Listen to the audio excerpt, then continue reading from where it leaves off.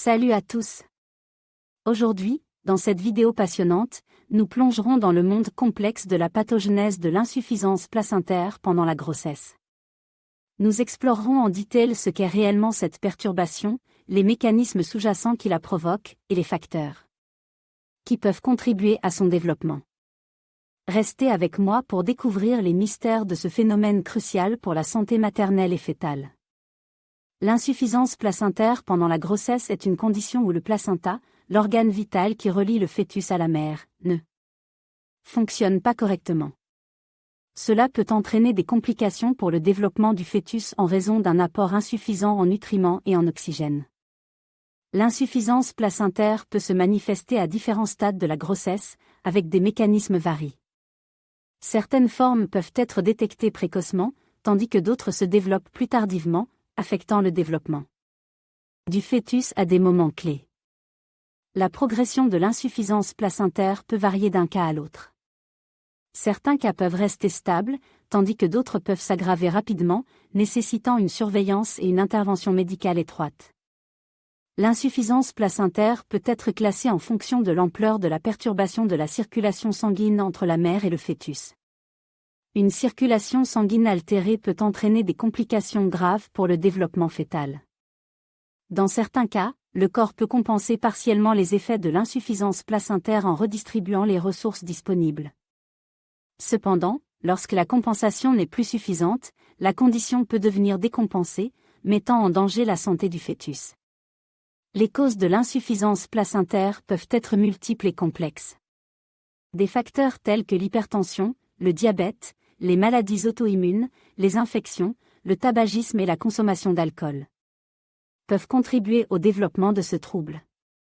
Une compréhension approfondie de ces facteurs est essentielle pour la prise en charge et le traitement de l'insuffisance placentaire pendant la grossesse. Cette vidéo explore en détail l'insuffisance placentaire pendant la grossesse, en mettant en lumière ses différentes variantes, ses mécanismes et les facteurs qui peuvent influencer son développement. L'insuffisance placentaire pendant la grossesse peut être causée par divers facteurs internes. Tout d'abord, des problèmes génétiques ou des anomalies chromosomiques peuvent jouer un rôle dans le développement de ce trouble. De plus, des maladies maternelles telles que l'hypertension, le diabète ou les maladies auto-immunes peuvent également contribuer à l'insuffisance placentaire. Il est essentiel de surveiller de près ces facteurs internes pour prévenir et traiter efficacement ce problème. Outre les facteurs internes, des facteurs externes peuvent également influencer le développement de l'insuffisance placentaire. Par exemple, le tabagisme, la consommation d'alcool et de drogue peuvent avoir un impact négatif sur la santé du placenta et entraîner des complications.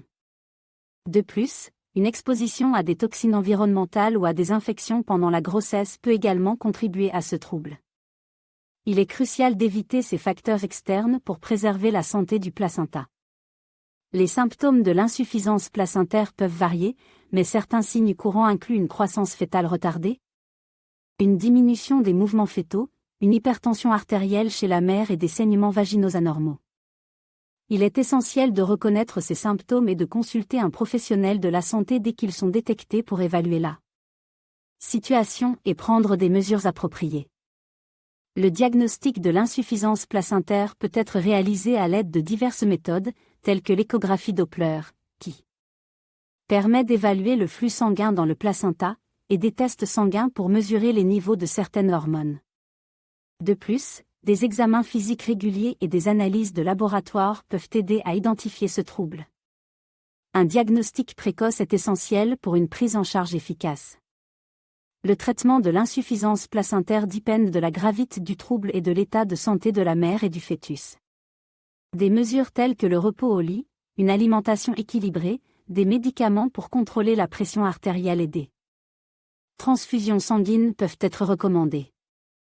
Dans certains cas graves, une césarienne d'urgence peut être nécessaire pour protéger la santé de la mère et du bébé. Les conséquences de l'insuffisance placentaire peuvent être graves pour la mère et le fœtus.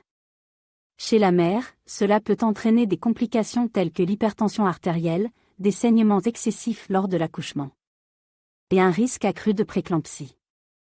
Pour le fœtus, cela peut entraîner un retard de croissance, un faible poids à la naissance et même des problèmes de développement à long terme.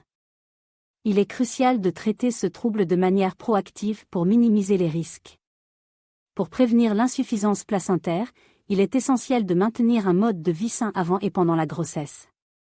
Cela inclut éviter le tabagisme, l'alcool et les drogues, maintenir un poids santé, gérer les conditions médicales préexistantes. Suivre les recommandations médicales. De plus, des visites prénatales régulières et un suivi médical attentif peuvent aider à détecter tout problème potentiel et à prendre des mesures précoces pour protéger la santé du placenta et du bébé à naître.